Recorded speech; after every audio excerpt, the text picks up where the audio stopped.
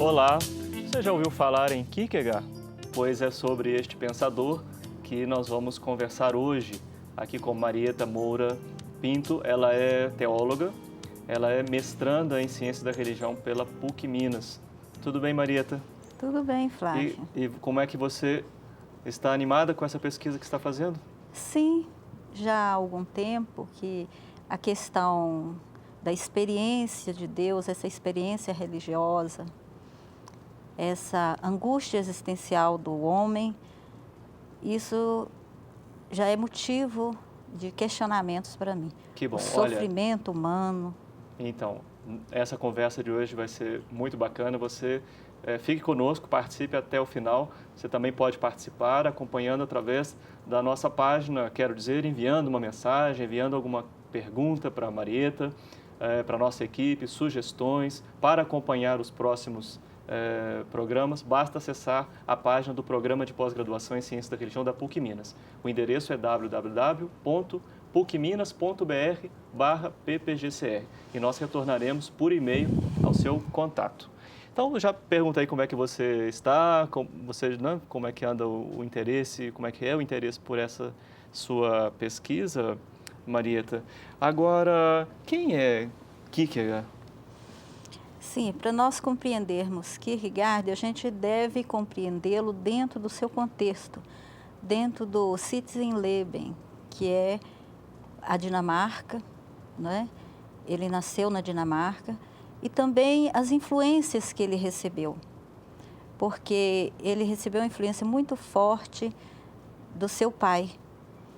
Esse pai que nasceu e viveu um momento muito difícil na sua infância e na sua adolescência, e passou fome, frio, e em um determinado momento de sua vida, o pai de Kierkegaard, ele amaldiçoou Deus.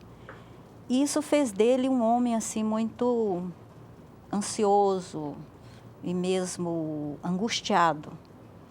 E nesse ambiente viveu Søren Kierkegaard, né? Ele nasceu em Copenhague, na Dinamarca, e lá vivia a sua família. O pai se deu muito bem como comerciante de lã, e Kierkegaard teve uma existência assim, bem, embora num ambiente muito rigorosista. O pai era pietista e exigia muito de Kierkegaard.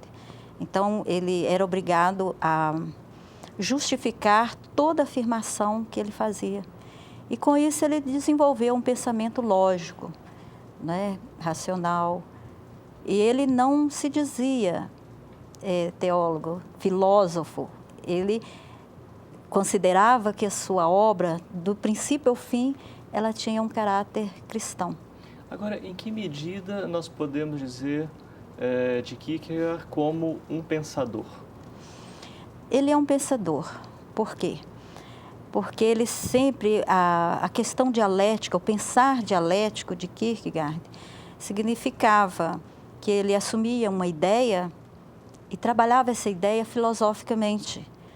E apesar das ideias, muitas vezes, não ter assim pressupostos ao alcance, né? Como a questão da fé. E mesmo assim, ele fazia um pensamento, uma reflexão filosófica. Você disse que ele não se reconhecia um filósofo. Ele reconhecia na sua obra uma expressão teológica, uma expressão cristã. Qual que é a posição dele em relação à questão religiosa? Søren Kierkegaard, ele viveu uma experiência com a religião um tanto assim dramática, porque ele foi um crítico, não só um crítico religioso, porque no seu tempo ele criticava essa questão da falta de reflexão mesmo das pessoas, mas ele foi um crítico religioso e ele entrou em crise com a igreja, porque a igreja da Dinamarca era uma igreja luterana e uma igreja estatal. E como igreja estatal, ela vivia essa questão da cristandade mesmo. Essa cristandade, quer dizer, regionalmente cristã E dispor-se contra a religião era dispor-se contra o Estado, é isso que você quer dizer? Não muito assim, dispor-se contra o Estado. Era a questão da crítica direta à posição do clero mesmo, né? A questão da ação dos bispos que estavam a serviço do Estado e eram, assim, quer dizer, eles faziam o recenseamento, eles cuidavam dos interesses do Estado, em detrimento do sentido verdadeiro do cristianismo. Porque, para Kierkegaard, ser cristão é algo muito profundo. Esse tornar-se cristão é um movimento dialético. O que isso significa, Marieta? Esse movimento cristão, esse tornar-se cristão, para Kierkegaard, se faz através do sofrimento e através também até o martírio, né? Então, a polêmica que ele teve com o bispo Münster, que foi inclusive orientador do seu pai, ele teve uma dificuldade muito grande em aceitar como eles encaravam o cristianismo. E pela morte do bispo, o seu sucessor, né, o primaz da igreja, fez um discurso em homenagem ao falecido, que disse ser ele um testemunha da verdade. Isso irritou profundamente Kierkegaard. Então, já no momento, já 1846, por aí, essa crise acentuou com a igreja e Kierkegaard escreveu muitos panfletos, publicou um jornal, né, artigos que ele mesmo escrevia e publicava, atacando a igreja, convidava mesmo as pessoas, né, a se afastarem. Para ele, aquilo não era o cristianismo como ele entendia. Ele criticava a igreja para defender o cristianismo. Para defender a essência do cristianismo. Então, não é nascer num país cristão que faz com que a pessoa seja uma pessoa cristã. Ou está vinculada, na perspectiva dele, está vinculada àquela igreja? Só estar vinculado não significa ser. O ser cristão para ele é um tornar-se, é um movimento. O que é o ser cristão para Kierkegaard? É um movimento que ele faz, e esse movimento, inclusive, ele vai trabalhar em suas obras. Por quê? Ele defendeu a sua dissertação em 1841, mais ou menos, que é o conceito de ironia constantemente referido a Sócrates. Então, aí a gente percebe, através da leitura dessa obra, que ele já coloca traços do que vai ser todo o seu pensamento durante as suas obras, durante o seu tempo de produção. Sim. E é muito interessante a maneira como Søren Kierkegaard escreveu, né? Ele usou o que nós chamamos de comunicação indireta. Comunicação indireta? Comunicação indireta. O que seria? Ele usa, uma forma, né, dessa comunicação indireta, é uma forma dele se esconder atrás daquilo que ele vai. Então, a obra, ele não tem aquele objetivo de falar diretamente. Em Temor e Tremor, por exemplo, quando ele apresenta... já na epígrafe, ele coloca um exemplo, um sinal dessa comunicação indireta, quando ele fala que o que Tarquínio Soberbo quis dizer, aquilo que Tarquínio Soberbo quis dizer, com as papoulas do seu jardim, o filho compreendeu, porém o mensageiro não. Ou seja, ele era um tirano, o Tarquínio, e enviava uma mensagem para fazer aquilo que era da vontade dele. E não queria que as pessoas soubessem. Então, Kierkegaard vai usar essa forma, né, em suas obras. Sim. Agora, pelo que você está dizendo, a obra de Kierkegaard, ela vai acompanhando o seu próprio movimento existencial, suas experiências, seu cotidiano. É assim mesmo? Sim. A obra de Kierkegaard reflete todo o seu existencial. Porque quem foi Kierkegaard? Foi alguém que constantemente se perguntava, se questionava sobre a existência, sobre o sentido da vida, né? E não só ele se questionava, mas ele sugeria às pessoas que também o fizesse e que fizesse da vida uma resposta subjetiva a essas questões, né? Ele trabalha a questão da subjetividade, da interioridade. Sim. Marieta, você vem fazendo esse caminho, né, da teologia, você fez teologia na FAG, Sim. com os jesuítas, e agora na ciência da religião, você tem estudado a obra Temor e Tremor, De Soren Kierkegaard. de Kierkegaard. Como é que é esse diálogo, entre a teóloga, um pensador, um filósofo, a linha de pesquisa Razão, Religião e Contemporaneidade no mestrado em Ciência da Religião? É interessante. O meu interesse, a princípio, porque eu retornei aos meus estudos, porque eu formei pela Pontifícia Católica, né, Universidade Católica, já há alguns anos, e eu retomei os estudos através da FAG. E quando eu procurei, né, a instituição, porque havia em mim assim um desejo muito grande de pesquisar um pouco sobre a Bíblia. Vamos fazer uma coisa? Vamos conhecer mais sobre a história da Marieta no segundo bloco. Ela está contando agora como é que foi essa passagem, não é, da teologia, essa pesquisa que ela está desenvolvendo agora. Nós voltamos daqui a pouco. Até já.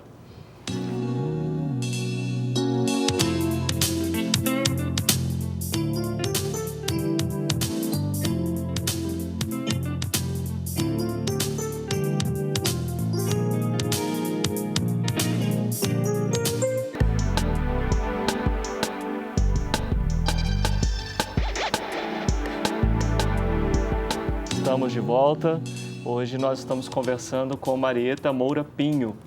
Corrigindo, porque no primeiro bloco falei o nome dela errado. Marieta Moura Pinho, ela é teóloga, ela é mestranda em Ciência da Religião pela PUC Minas. Ela está fazendo uma pesquisa sobre Soren Kierkegaard e especificamente sobre uma de suas obras, que é Temor e Tremor. No final do primeiro bloco, para não entrar numa temática nova, que era a temática desse primeiro bloco, eu perguntei como é que foi essa trajetória, né, da teóloga à cientista da religião que investiga a obra de um pensador nessa linha que discute razão, religião e contemporaneidade. Você dizia, bom, eu tive uma formação, eu voltei para fazer teologia na FAG, mas, bem, e como é que foi essa entrada para a ciência da religião? Sim, depois que eu terminei o curso, né, de teologia, fiz a especialização em Bíblia e parei um tempo por questões pessoais, né, questão de um ano, e retomei porque eu senti que seria um caminho interessante a se fazer, apesar da minha formação ser teológica e exigir a área que eu escolhi para caminhar está ligado à filosofia. Mas é muito interessante e a linha é razão, religião e contemporaneidade. E conversando com o meu orientador, o professor José Carlos, ele sugeriu que eu podia ver esse autor, porque ele está, né, muito presente na temática da razão e ele é um questionador da religião no seu tempo. E também o seu pensamento, ele pode ser considerado um pensamento para hoje. Ele é um pensador que pode ser retomado com toda certeza e que vai nos ajudar a fazer uma reflexão, né, sobre a existência, sobre o sentido. E ele, com a sua reflexão sobre a existência, né, ele toma o ser humano, né, na sua concretude, o seu existencial concreto. E ele não se distancia tanto da questão teológica, da problemática teológica que você já vinha abordando. Pelo contrário, a gente vai descobrindo o autor à medida que nós vamos lendo, penetrando nos seus textos, e a gente vai entusiasmando com aquilo que ele vai colocando. Ele tem por pano de fundo o Novo Testamento, né? Ele trabalha, inclusive a obra Temor e Tremor, ele vai trabalhar um texto do Antigo Testamento, que é o sacrifício de Isaac, né? Gênesis 22. Então, é uma obra interessante, Temor e Tremor, porque ele, primeiro, ele escolheu um pseudônimo para assinar essa obra. Ela é de 1843. E esse pseudônimo é João de Silêncio, o Joanes de Silêncio. Então, é uma forma também, a obra pseudônica e heteronímica do autor, conduz a esse estilo que ele tem em sua vida de escrever, mas não assinar as suas obras. Ele fica por trás. Então, ele faz o personagem que ele escolheu falar. Sim. Esse personagem, João de Silêncio, é um homem já idoso, que já refletiu muito sobre os sistemas filosóficos do seu tempo e que vai questionar.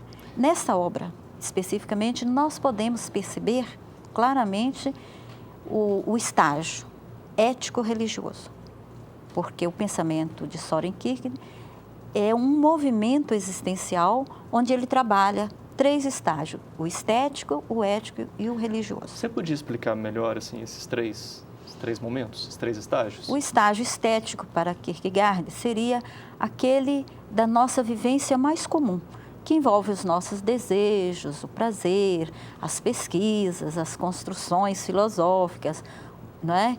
E os textos de literatura. Então, no seu tempo, ele foi questionado por isso, porque as pessoas não podiam compreender como construções literárias importantes estariam nesse nível estético. Mas ele diz o seguinte, que nesse movimento existencial, o homem, apesar de viver o seu desejo, o prazer, ele se angustia profundamente. E essa angústia, esse desespero que envolve o homem na procura de algo mais, que é o sentido para a sua existência, faz com que ele dê um passo à frente para o segundo estágio. Quer dizer, estágio, estádios, estações da vida, significa esse movimento existencial. Então, o próximo é o estágio ético. Sim, e o que caracteriza o estágio ético? Quer dizer, houve no primeiro estágio essa busca, essa angústia, né, que leva a algo mais. O estágio ético, por si, já diz a questão da responsabilidade, né, a ética como a responsabilidade, como essa vivência segundo normas e principalmente segundo escolhas pessoais, porque Kierkegaard trabalha a questão do indivíduo, né? O indivíduo na sua interioridade, na sua subjetividade. Então, ele vai exemplificar nesse estágio, por exemplo, a questão do duplo movimento, em que o movimento socrático, por exemplo, é aquele em que o homem, né, abandona tudo para ficar com uma ideia abstrata, a ideia do bem. Ele vai ilustrar esse estágio com o exemplo de Agamenon, que vai sacrificar a filha Ifigênia. Esse sacrifício da filha é justificável moralmente, por quê? Porque ele age em favor do Estado. O individual, o particular, que é o amor à família, ao filho, vai ser transferido para algo maior, que é em favor do Estado. Então, o movimento socrático e o movimento do homem de fé, representado na figura de Abraão, que é o cavaleiro da fé, né? O homem que acreditou no pacto divino, né? Então, Abraão, é muito interessante como conduz o texto Temor e Tremor. Quer dizer, é uma grande narrativa, mas dentro dessa grande narrativa, ele vai colocar pequenas narrativas. Mas antes da gente voltar na obra, não seria melhor a gente falar o que é o estágio religioso? Pois é. Então, o homem no estágio ético, esse cumprimento das normas, essa responsabilidade, essa capacidade de escolhas que o homem, essa decisão do homem, isso vai fazer com ele não se encontre plenamente. Porque a responsabilidade, ela só se dá plenamente no encontro com Deus. Por isso é que o próximo estágio é o religioso, é a religiosidade, né, que Kierkegaard chama de religião. O que é Deus para Kierkegaard? Parece que ele, né, nesse encontro que ele faz, essa experiência de fé, que ele faz seria assim o outro, o absoluto, totalmente outro. Parece. Sim, essa Você está investigando. Estou investigando. Bem, você falava sobre a obra e mais de uma vez você já fez uma associação entre Abraão e Sócrates. Sim. Né? Como é que é esse jogo na obra? É justamente isso, esse duplo movimento que ele usa. Sócrates é um movimento para a razão, para a razão, Abraão é um movimento para o o sagrado. movimento da fé mesmo, dessa busca de algo que é esse salto da fé. Aí, salto? O que é esse salto? Salto. Na verdade, na obra não existe esse termo, né? A gente que compreende que é esse ir além, né? Esse salto seria assim, uma tomada de decisão, uma existência nova, um novo telos, um novo paradigma para o existencial humano. Quer dizer, o homem, ele, ao se questionar, ao buscar compreender-se, né, e compreender o mundo, ele vai além disso, nesse encontro com o absoluto, com o outro, que para Soren Kierkegaard é Deus. O José Carlos Aguiar de Souza, seu orientador, ele disse, como você colocou aqui ainda há pouco, que esse tema é atual. O que é que hoje você diria assim, é atual por quê? É atual em vários pontos, mas ponto apenas. Se possível, né? Um ponto. É a questão da crítica que ele faz à religião enquanto cristandade, né? Soren Kierkegaard, ele fala da ação missionária para a cristandade e não para o pagão de um modo geral. Quer dizer, e eu lendo o documento da igreja, que é o documento de Aparecida, da Conferência de Aparecida, eu pude perceber que o documento conduz a essa busca dos cristãos. Então, a ação missionária para a nossa igreja hoje seria, então, uma evangelização, uma ação missionária dentro da própria igreja para os cristãos egressos. Ok. Marieta, infelizmente a gente tem de terminar. Parabenizo pela sua pesquisa. Né? Tenho acompanhado Marieta desde quando ela veio fazer especialização no programa, na PUC, né? Agora mestranda, muito querida por todos nós. Né? Parabéns pela sua pesquisa. Estão abertas as inscrições para a nova turma do curso de especialização em Ciências da Religião da PUC Minas. As inscrições estarão abertas até o dia 13 de fevereiro de 2009. Você pode acessar informações a partir da nossa página www.pucminas.br/ppgcr. Um abraço e até o próximo Religare, Conhecimento e Religião.